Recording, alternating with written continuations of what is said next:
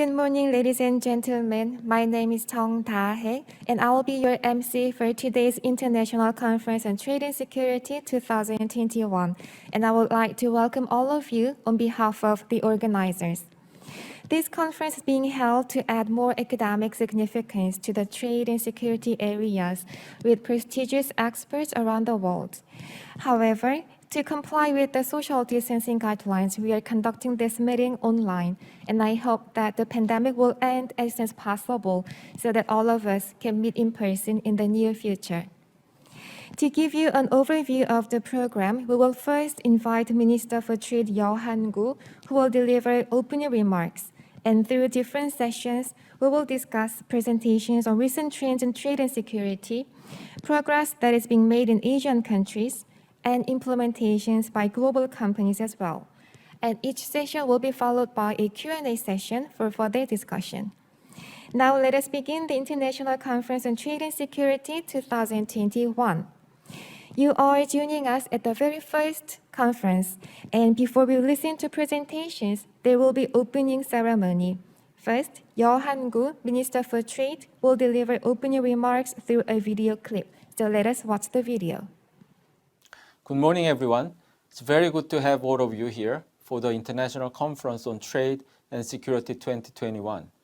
And let me take this opportunity to also thank Ambassador Griffith of the Wassenaar arrangement and Plenary Chair Robert of the Australia Group for their interest and participation in today's event. I'm convinced that today's conference will provide the timely opportunity to strengthen cooperation on trade security policies worldwide, as well as among Asian countries. Export control is indispensable for economic prosperity based on stable trade flows supported by stability in global security environment. The international society has so far pursued economic growth and development through trade liberalization, while also cooperating and jointly responding against security threats, such as proliferation of WMDs. Recently, however, we have been witnessing a rise of new challenges to the rule-based order of the past 70-some years, with free trade and multilateralism as centerpieces. In particular, the boundaries between economy and national security have become more blurred than ever, and unilateralism, such as protection of core technologies and restructuring of supply chains, has emerged as a new security challenge. Against this backdrop, we are urged to act proactively from a forward-looking perspective of trade, technology, and security to further improve both national policies and international cooperation. In the context of a global contest for technology leadership, the spectrum of national security has broadened with a close interplay between technology and trade. At the center of today's changing trade security environment lies securing and protecting advanced technologies, such as those relating to semiconductors, AI, and 6G, as competitive advantages in these cutting-edge technologies will help secure various economic and national security initiatives of vital interest.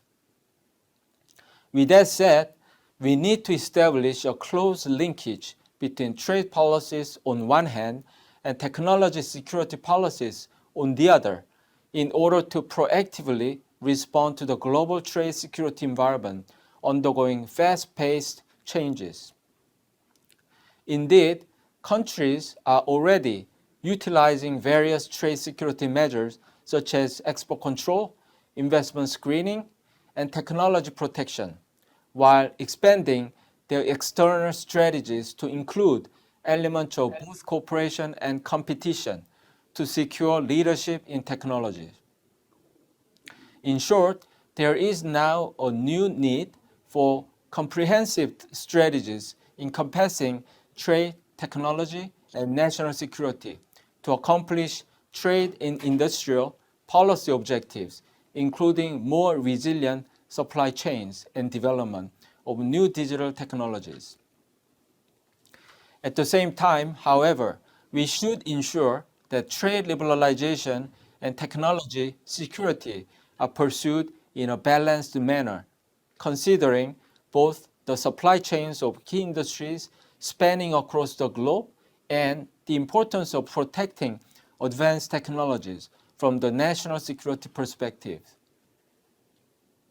For instance, Korea has achieved economic growth and development through openness and free trade and is now a major player in global supply chains. For some of the key manufacturing sectors, such as semiconductors, batteries, and automobiles. Naturally, building a robust and efficient trade security system is an imperative for Korea to ensure sustainable growth of global trade activities as well as its continued leadership in advanced technologies. Of course, a trade security system should be in full compliance with the principles of international export control regime and refrain from taking arbitrary or politically motivated actions so as to avoid undue burdens on private business activities. Having said that, we are called upon to reinforce policy partnership in line with a paradigm shift of strengthening linkages and fusion of technology and trade, as well as the rising national security challenges. I'd like to take this opportunity to share some concrete strategy in this direction. First, countries should accelerate various joint efforts to secure effective trade security through international export control system and multilateral and regional levels. Export control measures on strategic items serve important purposes, not only for international peace and security, but also for our companies to be recognized as trustworthy partners and counterparts in business activities.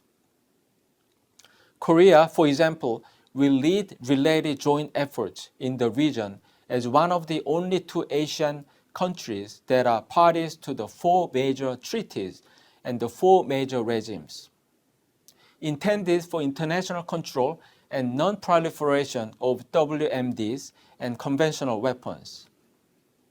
Second, like-minded countries need to strengthen their policy cooperation, including visa screen policies and industrial technology protection measures to prevent technology leakages. With the spread of civil-military fusion in recent times, there is now a greater need for technology security, especially around advanced technologies, to facilitate development, promotion, and protection of emerging technologies. As a result, controlling such strategic technologies has become a new focal point today, with a particular emphasis on stronger measures to prevent leakages and strengthen protection of strategic technologies. Last but not least, countries should seek to improve their domestic regulations by overhauling their trade security mechanisms, such as export controls, investment screening, and technology protection, in line with update to the international rules, especially to enhance credibility and predictability of domestic mechanisms. The Korean government has continued to invest in effort to improve both the trade security mechanism as a system and its capacities for managing strategic items. We hope our efforts would help minimize our companies' risk associated with export activities and reinforce our ability to implement trade security rules. Going forward, national capacities in trade and technology protection, including access to and possession of advanced technologies, and preventing leakages of strategic items and related technologies, will be crucial determinants of national competitiveness. Moreover, each country needs to establish export control mechanism with stability and reliability based on international cooperation in order to secure trade security across the globe. Countries in the Asia-Pacific region have been intensifying a closely interconnected web of economic and trade ties with each other. And as key economic players in the region, we must continue to cooperate on trade security through policy dialogues and knowledge sharing, among other outreach activities. I hope today's conference will serve as a stepping stone toward development of trade security system in Asia with constructive engagement of government, experts, and industries in the sessions. Thank you very much. Thank you, Minister. He gave an overview of the current picture of the global trade and security landscape, and also he talked about recent change in the region as well. Next, Philip Griffith, Head of Secretariat of Wassenaar Arrangement, will deliver congratulatory remarks. Allow me to thank His Excellency Mr. Yao Han-koo, Minister for Trade of the Republic of Korea, the Ministry of Trade, Industry and Energy, and the Korean Security Agency of Trade and Industry, KOSTI, for inviting me to speak at this important conference. The Republic of Korea is a founding member of the Wassenaar Arrangement on export controls for conventional arms and dual-use goods and technologies, which came into operation exactly 25 years ago as an intergovernmental information sharing and standard setting forum. The Wassenaar Arrangement reflects a political commitment by its currently 42 participating states from all parts of the world to cooperate in promoting transparency and responsibility in transfers of these items as a contribution to international security and stability. As we all know, challenges arising from the proliferation and diversion of arms and sensitive dual-use goods and technologies are growing and becoming more complex, both for governments and for exporters. This is particularly the case in Asia, given its role as a hub in global trade flows.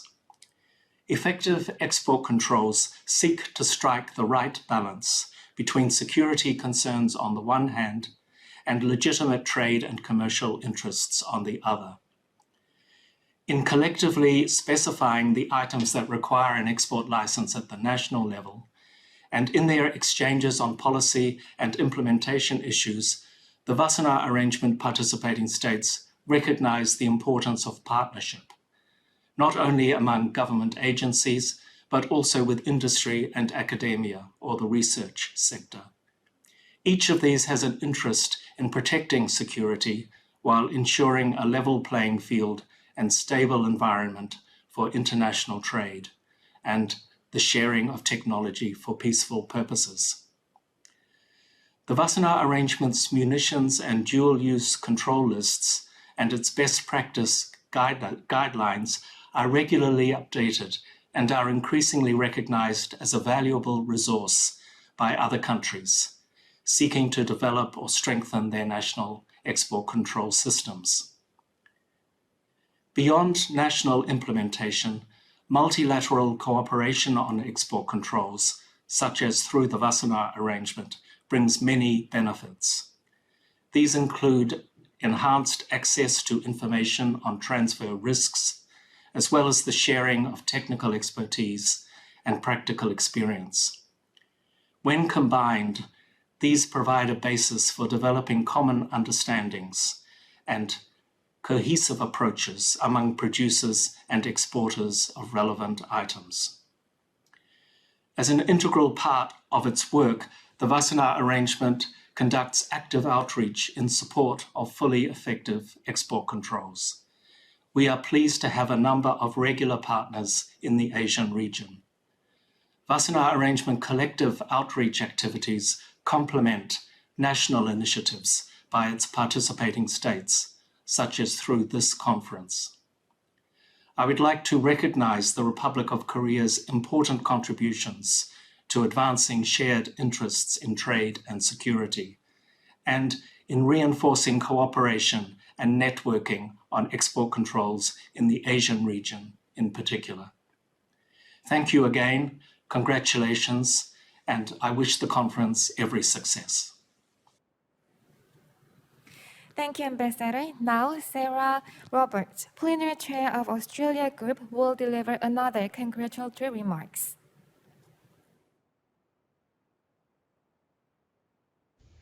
Good day, Your Excellencies, distinguished guests, ladies and gentlemen. I'm very pleased to be invited to welcome all of you to today's International Conference on Trade and Security. My name is Sarah Roberts, and I am the Chair of the Australia Group and Head of the Arms Control and Non-Proliferation Branch at Australia's Department of Foreign Affairs and Trade, and I'm speaking to you today from Canberra. The Republic of Korea is, of course, a member of the Australia Group. Thank you to the Korean Security Agency of Trade and Industry, KOSTI, for inviting me to be part of opening this special event. I would like to congratulate KOSTI on this initiative and wish you all the very best for what I am sure will be a great success at building discussions and networks to discuss export controls in this region. And while it is a pleasure to be here virtually, I do wish we could be meeting together in person. In addition to welcoming you all here today as the Australia Group Chair, I would like to briefly outline what the Australia Group is and the important role it plays in global non-proliferation efforts. Australia has a long and abiding interest in working towards the ultimate goal of a world without weapons of mass destruction, or WMD. We are committed to ensuring there are effective export controls on goods and technologies used in the manufacture of WMD, and we provide reassurance that this technology and material does not get in the wrong hands. In addition to shared membership of the Australia Group, Australia and the Republic of Korea share membership in a number of export control regimes, including the Missile Technology Control Regime, or the MTCR, the Wassenaar Agreement, the Proliferation Security Initiative, and the Nuclear Suppliers Group. And this cooperation is crucial for this region's security, and we thank the Republic of Korea for its partnership. So now, a bit more detail on the formation of the Australia Group. Australia led on the establishment of the group in 1984 after a UN investigation team discovered Iraq had used chemical weapons in the Iran-Iraq War, in violation of the 1925 Geneva Protocol. The impetus for establishing the Australia Group was that some of the precursor chemicals and materials for Iraq's chemical weapons program had been sourced through legitimate means. Later, evidence of diversion of dual-use materials to a biological weapons program in Iraq in the early 1990s led to export controls being expanded to include biological weapons and control lists to include specific biological agents. And so the Australia Group is an informal arrangement which aims to prevent proliferators from obtaining materials, equipment, and technology for chemical and biological weapons programs. Today, the group has 43 members, and members do not undertake any legally binding obligations. Rather, we collaborate on a shared commitment to non-proliferation goals and strengthen our respective national measures. Australia Group members meet regularly with the aim of harmonising their national licensing measures and enhancing cooperation. And importantly, the Australia Group aims to ensure export controls do not hinder legitimate trade and protect trade in sensitive items. The group recognises that strong and well-implemented export controls provide the business community with confidence and certainty. And another important part of the group's work is outreach. The Australia Group works closely with non-members to share best practice and to strengthen efforts to prevent the spread and use of WMD. This has resulted in some non-member countries exploring the possibility of participating in the Australia Group or adopting similar export control measures. Before recent disruptions caused by the global pandemic, outreach had been conducted not just with non-member countries, but also with industry, academia and civil society. And after 37 years, the work of the Australia Group remains as important as ever. Regrettably, chemical weapons use is still a reality today, and we've all seen that recently in Syria, Malaysia and the UK. Chemical weapons use is not only abhorrent, but it violates international law and threatens global non-proliferation arrangements. Importantly, Novichok nerve agent precursors, used, for example, in poisoning in the UK in early 2018, have now been added to the Australia Group control list of chemical weapons precursors. Technologies continue to evolve, as do challenges posed by intangible technology transfers, proliferation financing, procurement and transshipment. In mid-2019, Australia Group members agreed to reinforce efforts to stay ahead of potential proliferators by increasing awareness of emerging technologies and the potential exploitation of scientific developments that could be used for chemical and biological weapons. This resulted in a renewed commitment to work collaboratively and cooperatively with non-Australia Group members, and agreement to enhance outreach and encourage all states to implement robust export controls and to adopt Australia Group export controls as the model for international best practice. So to wrap up, it is in all our nation's interests that the non-proliferation objectives of the Chemical Weapons Convention and the Biological Weapons Convention are met and upheld, including through effective national implementation of export controls, such as those of the Australia Group. Australia remains committed to the important cooperation we share with regional partners in this endeavour, such as the Republic of Korea, and we look forward to continuing to work with you in our shared commitment to non-proliferation goals and to a world without weapons of mass destruction. Thank you to all, and I wish you all the best for the conference. Thanks again.